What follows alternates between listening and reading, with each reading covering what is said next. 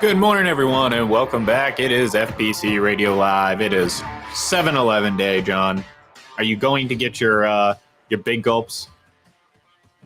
I don't The know. free Slurpee? Slurpee, that's what it is. What I say big gulps? That's not 7-Eleven. Actually, yeah, it is. No, Big gulps. I know. Well, Bill Gulp is a huge, I think it's 64 ounces of Oh, yeah. which, is a bit much, I'm a Cumberland Farm guy. Too. Well, Cumberland Farm. of course. Great coffee. But, those things give me headaches for Slurpee. Well, I can't control myself. you can't drink them so fast, John. Come on now. You got to learn. You got to pace yourself. But no, I understand because I'm a I'm a fast drinker, except for coffee. It's too. weird. Me too. Like you put a drink down in front of me, boom, it's gone. Except for coffee, I will milk that thing until hot coffee is cold and hot coffee is hot. It's weird how that works out. What do you put in your coffee? Nothing. Me too. I'm black. Black, no sugar. Yep. Very simple. Yeah. Honestly, it's the best way to go, folks. There's no debate. And this all really kind of started because when I first started drinking, I was maybe I'd get like a French vanilla iced coffee, some sugar and milk. But then it was just always overdone. And then I'm like, look, I'm drinking like how many coffees a day at this point in time? Probably a couple. And I'm like, it has a ton of sugar, has a bunch of extra junk in it. Let me ease up on it a little bit. So I started getting lighter and lighter. I'd go just a little bit of milk, no sugar. And then it just became difficult to explain this to the people every single time I ordered coffee. Because here's the thing, John. I went to one Dunkin' Donuts and they told me, oh, just tell them 2 pumps or whatever. I was like, okay. I go and I say 2 pumps. It comes back and it looks like it's a glass of milk, I'm like, wait a minute. I was told to get light milk. This is what I said. So needless to say, John, it just became a lot easier to just be like, give me a iced coffee black or hot coffee black. Doesn't matter. So that's why Cumberland Farms is great because you make your own. Yeah. Well, fantastic. So. See, we unfortunately, sadly, we do not have Cumberland Farms down here. No, it's more of a New England thing. No, but I have seen it elsewhere though. I believe I saw it, if I remember correctly. I think I saw one in Ohio last summer. Oh, okay. Yeah. I was because I remember I was actually quite surprised. I was like, oh, thought that was a New England thing. But anyways, I used to frequent Cumberland Farms a lot. Down College Street in Amherst. Get a lot of good coffees there. Dollar coffees, whatever size you want. Make your own. It was great. Awesome. Loved it. Oh, and everything they had, John, was very fresh too. Very. It wasn't like a rundown convenience store. No. It was very nice, well kept together. So I appreciate that. But anyways, we're not here to talk about Cumberland Farms or, kind of 7-Eleven because it is June 11th. So there's a little bit of a, celebration today. Like you said, free Slurpee. See, here's the thing, John. The last day you'll ever find me going to get a Slurpee is on free Slurpee day. You know why? Because it's going to be effing busy. All right. Like it's not worth it. Like I hate lines. I hate them. I feel like the Grinch, but with lines, actually they did a South Park episode where Cartman buys his own amusement park. And he, the pretense to this whole thing was him basically doing the Grinch thing and going the lines. I hate lines. I will not stand in line. If I go to pick up, here's the thing. Delivering food is probably the worst thing for me because eventually I'm going to turn into like a hermit, someone who just never leaves their house because I just don't want to deal with standing in line and around other people doing so. I like people, John, but for some reason, lines, I don't know. I hate it. I hate when people hover. Nothing's worse than if you're I go to this convenience store. And in front of the convenience store, they have 2 shelves of a bunch of 12 packs of soda and stuff like that. Very, pretty standard, right? So if I'm in line, getting some things and someone's coming up, they come up and they set stuff there, they go back, they grab it. It's like, give me some space here, guy. All right. Yep. Give me some space. I know these COVID 6 feet apart signs are super faded now, but please, if there's anything good that came out of that, it was the normalization of giving people space. And unfortunately, I think we're reverting back to what it used to be because I don't know, maybe I'm just a little messed up in the head, John. Don't Could answer be. that. It could also be that neither one of us have been married or had kids. So That's we're true. kind of our own solo act. So, we don't necessarily play well with others, but we try our best. Yeah, we try. Well, sometimes I don't try. Sometimes I just avoid the situation altogether. But anyways, speaking of try, Vlad Guerrero Jr.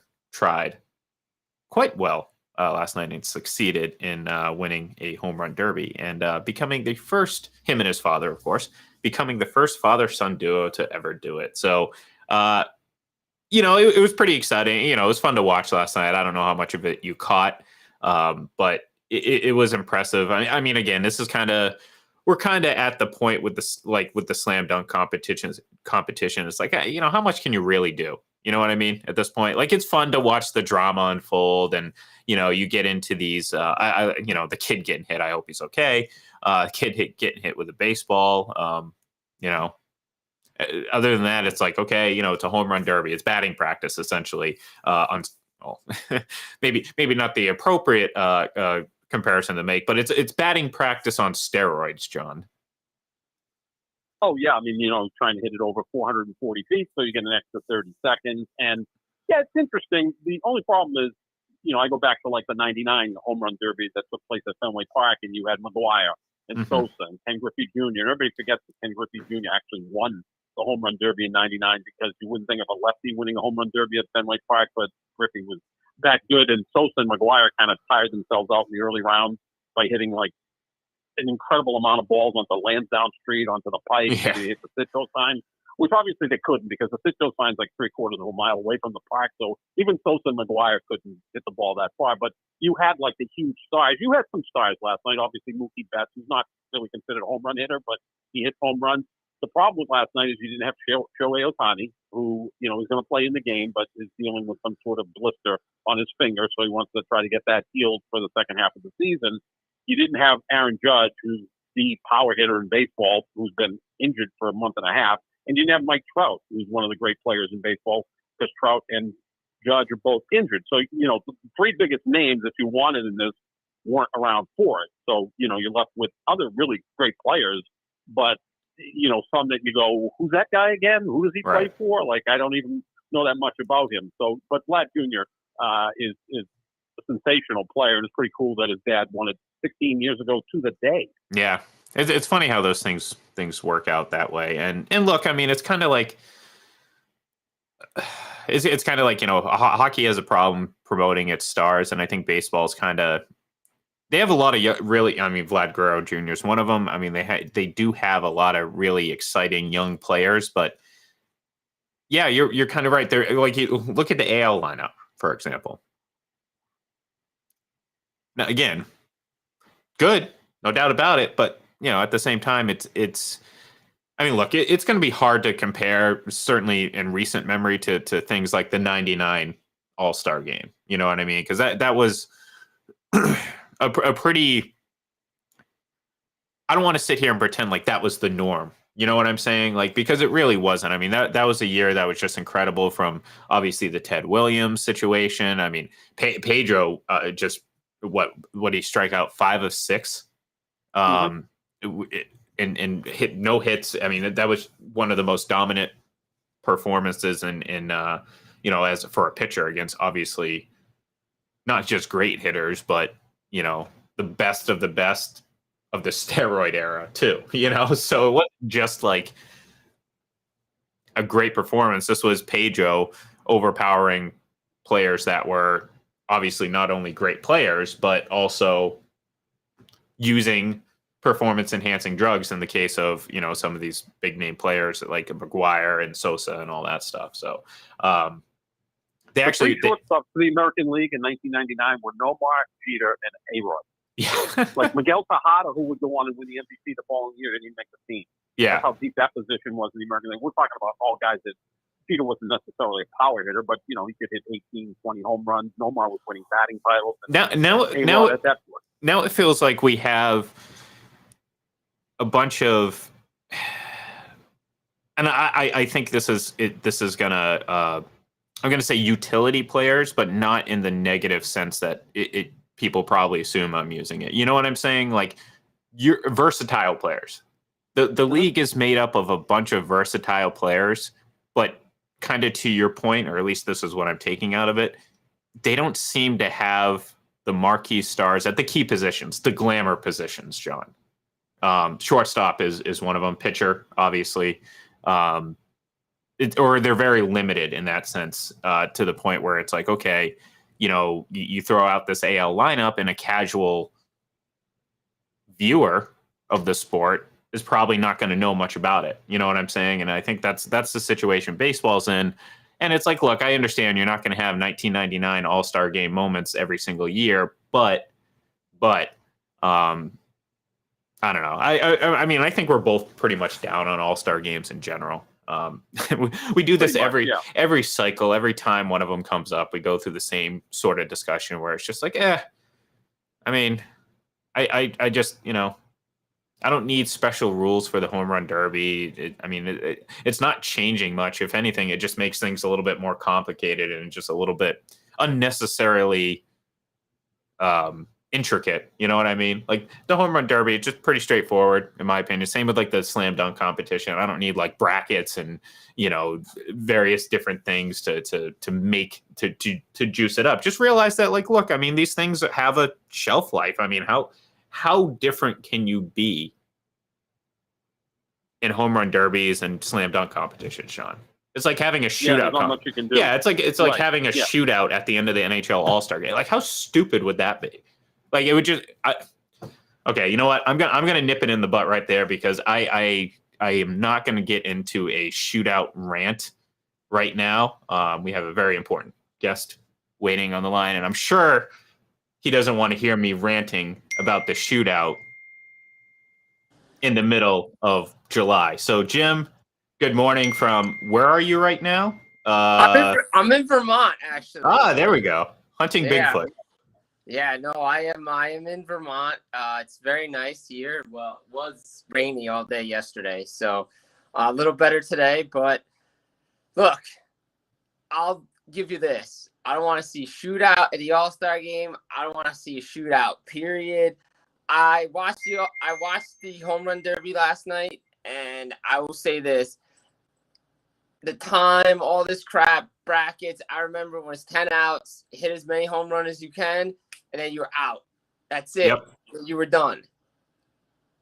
And that's honestly that's what I think it should be. I don't need this entire complicated, like, okay, you hit 65 home runs not really in the first round. I don't know. Like, it's just, to me, I'm with you. I want straight up home run derby. I just want, okay, boom, go right down the line. You have 10 outs, hit as many as you can. If you hit the most, you move on. If you don't, that's it. I don't need anything else like that. But then again, I'm a simple guy, Jim. I'm a simple guy too, because to me, watching yesterday, right before the All-Star game, right before they showed the Ken Griffey Jr. piece about the home run derby and what he did in Baltimore, and that swing is just one of the best pure swings ever in a game of baseball. And there's a reason why I wear my hat backwards, people. It's because of Ken Griffey Jr. He's one of my favorite baseball players ever. That swing was just awesome. I know I'm supposed to talk some hockey, but I just love Ken Griffey Jr. And what he did is just unbelievable. Well, see, no, it's okay, because I want to ask John real quick to see if he can, if he'll, I want to see his answer. Ken Griffey Jr., John, or Barry Bonds with the swing?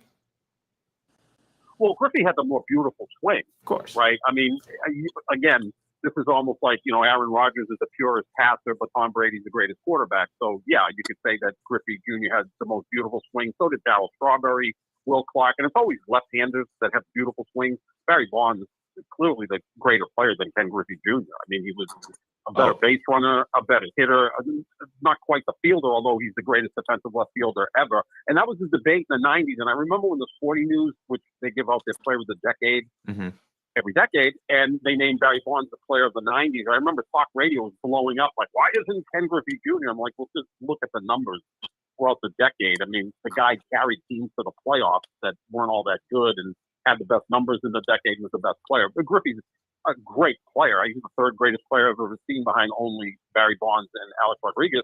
and Rodriguez and Griffey are really, really close. But yeah, Griffey had the most beautiful swing ever. I mean, it was just like poetry in motion, but Bond's the greater player.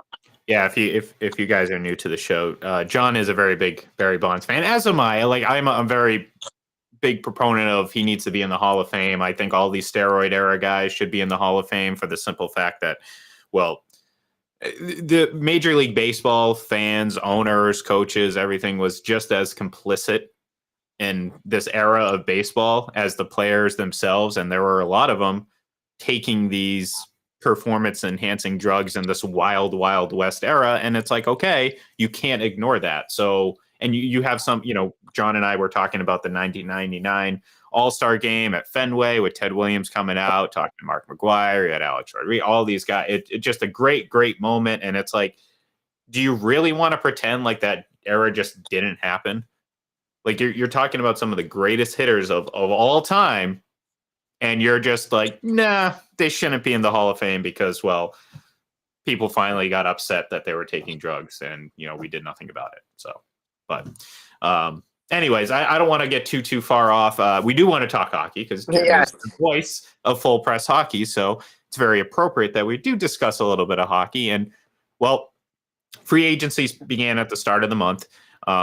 There's a lot that we can cover here, but I want to specifically talk about Alex DeBrincat because he finally just got traded, and it was something that's been kind of, I think you tweeted something about it when you were at the draft 2-3 weeks ago.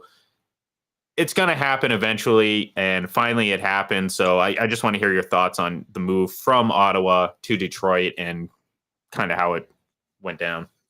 So to quote the late great Scott Hall, for everybody who knows I'm a big wrestling guy, throw it up for the NWO. Survey says chalk one up for the good guy. I was all over it at the draft. It was just not a matter of if, but when it was going to happen.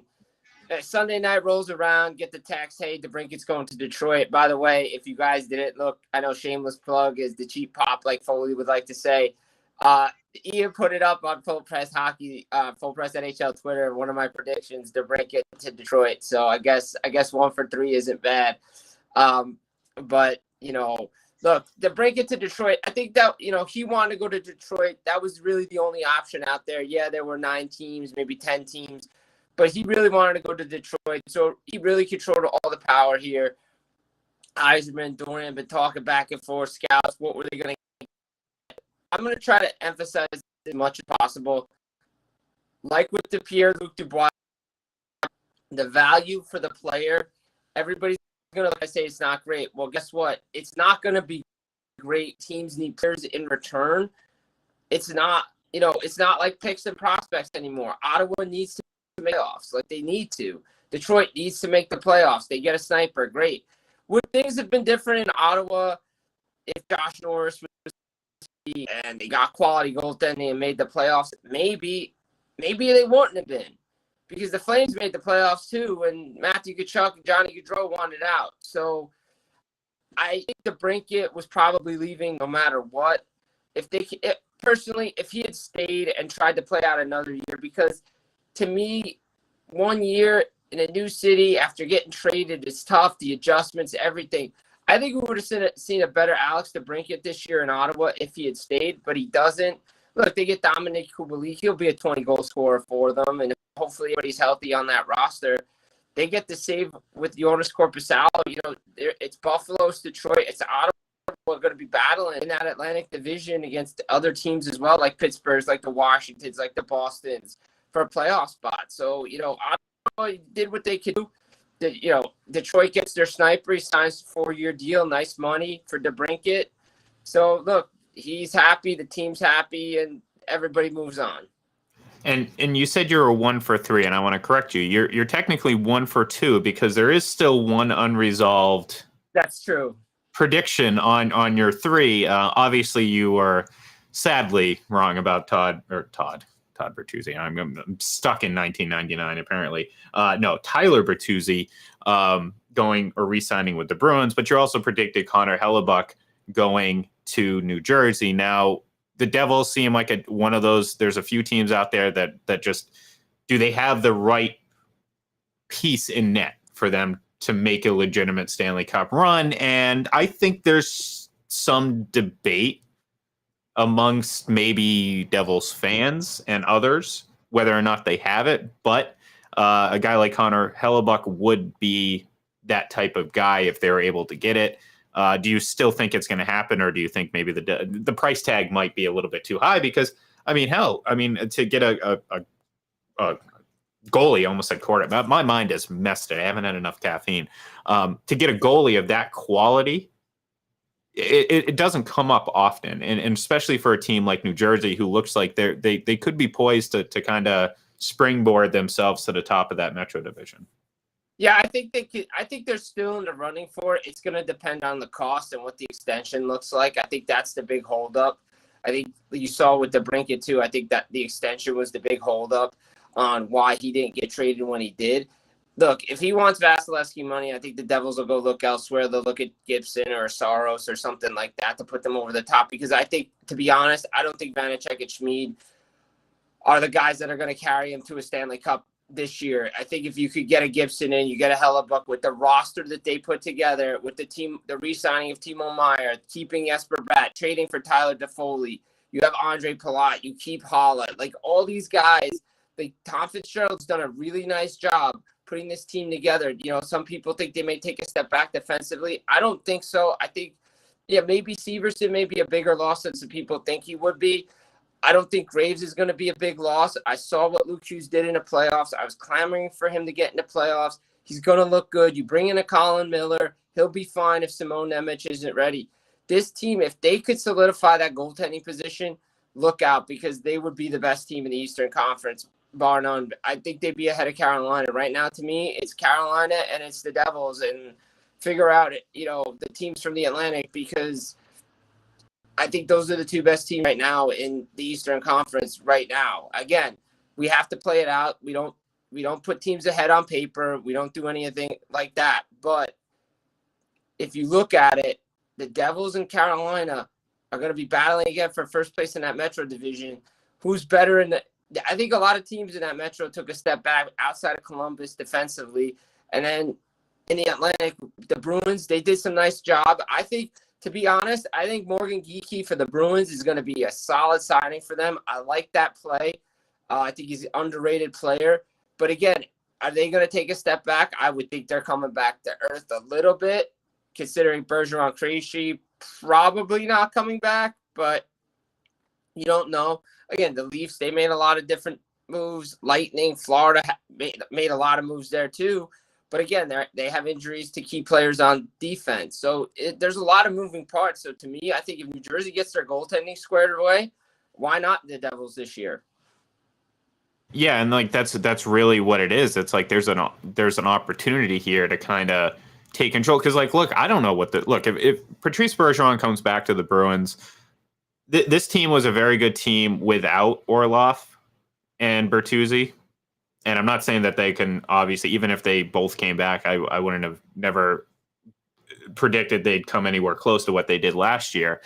But I don't think this is going to be, and again, this is all contingent on Bergeron coming back, because I think if Bergeron doesn't come back and they go and swing a deal for a guy like Mark Scheifele, I mean, then we can reevaluate where the Bruins are. But assuming at least Patrice Bergeron comes back, I think this team is still going to be good enough, maybe not to run away with the Atlantic Division, but certainly compete in those top three spots.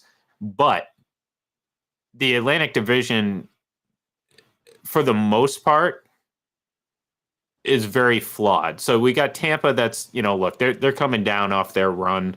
They're not the same dominant team they were. Who knows what Florida is? I mean, a year ago, prior to their Stanley Cup run, they were the President's Trophy winner. They needed a fortunate set of circumstances to play out to even make the playoffs, and then they go on a run. And it's like, I don't know what the Panthers are going to be. Is it going to be an average of both of those? So are they going to be like a fifth seed in the conference? I don't know. Who knows what they're going to be next year? So to me, I look at that Atlantic Division and look, I don't care what Toronto does at all. No, they could go out and resurrect or give Wayne Gretzky a youth serum to bring him back to like 1986 Wayne Gretzky. And it was 1986, 87, 88 Wayne Gretzky, and I still wouldn't pick the Maple Leafs to do anything until I actually see them do anything. So I mean, they would have a better chance with Gretzky like that in those years. For me, I thought it was great in Boston. There were obligations, but he couldn't make the dollars work and the money and the term and whatever the case. He's going to bet on himself. If the cap goes up, maybe he does go back to Boston. And they don't, because he's a perfect fit for that team. I saw what he did in the playoffs. I saw what he did in regular. Like, this guy, he was going to, if those guys didn't come back, now you bring him Lucic back. If you bring Bergeron back, great. But again, I agree. If there's so much wide openness in that Atlantic division, Toronto, you bring in Klingberg, you bring in Reeves, you bring in a Domi, you bring in a Bertuzzi. Okay, that's great. Can you get over the hump? I think they're changing the culture. To be honest, I think they need a culture change, and I think Reeves and Bertuzzi and Domi and that will do that because it's too cliquey in Toronto. Guys don't want to go out. Guys don't want to have dinners together. Revo said he's bringing everybody out. He's going to change all that, which is good. Now you got to worry about the Matthews extension. Okay, he gets his 5-year deal at whatever, past McKinnon. Okay, well, Nylander wants 10. Well, Nylander's going to be like, well, I don't care about anybody else on the market. Who gave Mitch Marner 11? Well, I want 10. Well, yeah. I think it's not comparable to guys around the league. It's going to be comparable. Well, Maple Leaf Sports and Entertainment gave Mitch Marner this money. I think I'm a better goal scorer than that guy. I deserve this money.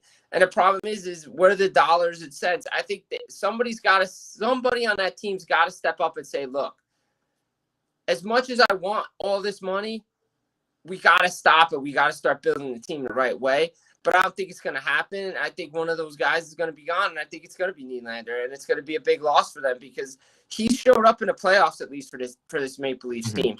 He does go on streaks, but if there's a guy that I'll point to in the playoffs that gives all, it's Nylander, and Matthews isn't too far behind. Yeah, I mean, you got to figure that this is one. I mean, this is really one last big swing with this group because again, it doesn't like in an ideal world. Yes, they're all going to come together and say, "Hey, let's just divvy everything up evenly, and we can go and win a Stanley Cup." But that's not how the world works, no. Unfortunately, for people motivated to win a cup. Now, I'm not blaming them. Of course, you get every effing dollar that you can get, But at the same time, that does no good when you're looking at a team that's trying to get over the hump like the Maple Leafs, who have had no issues having talent on their roster. I mean, this has not been a absence of talent for this team as to why they haven't won a Stanley Cup in what seems like forever. So, for them, is it going to be a culture change that's needed? Maybe. But I feel like this is it, because after this, they're going to look drastically different. And finally, these contracts are coming to the head because, again, it hasn't been like this Maple Leafs team has been unsuccessful. They've been a great regular season team, which has led to a lot of big money contracts for some of their big players. And now it's like, well, how can you justify paying all these players when the end result was what? Second round exit? So, again, if you're a Maple Leafs fan and you want to see Austin Matthews, Mitch Marner, John Tavares, and company win a cup together, this is probably it. This is probably the last season you're going to see all that.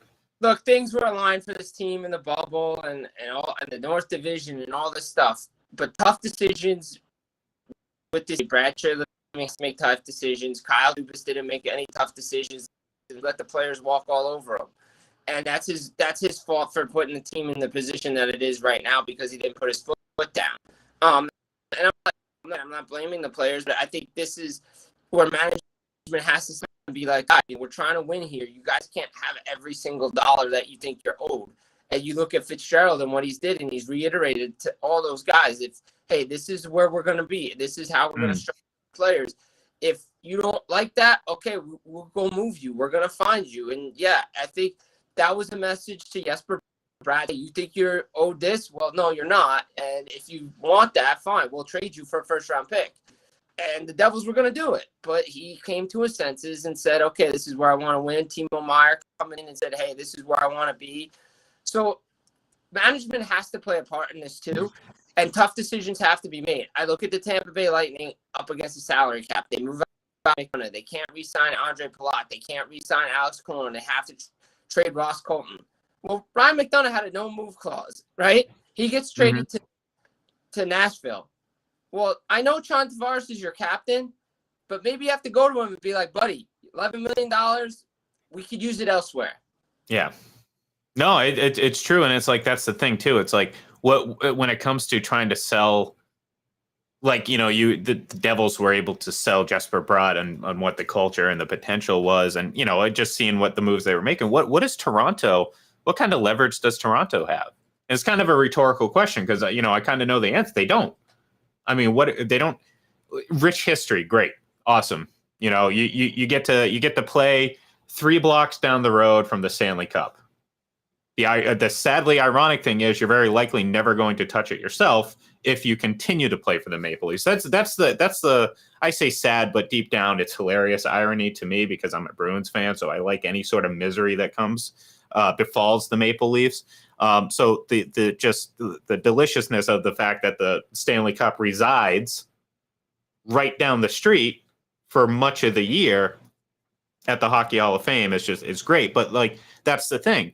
What does Toronto have to sell to players to potentially say, look, I'm going to bypass maybe a couple extra dollars to stay and focus on what Toronto's doing? Because right now, who knows what Toronto's doing? So, but anyways, Jim, thank you very much for joining us. We're actually going to say goodbye for the day. We'll be back later in the week with Jim. We're probably going to talk some more NHL free agency because there was a lot that happened over the course of the last week and a half. It's starting to settle down a little bit naturally, but there'll be a lot to talk about. And then, of course, John and I will be back to talk more NFL and all that fun stuff. So thank you, everyone, for tuning in, and we'll talk to you then.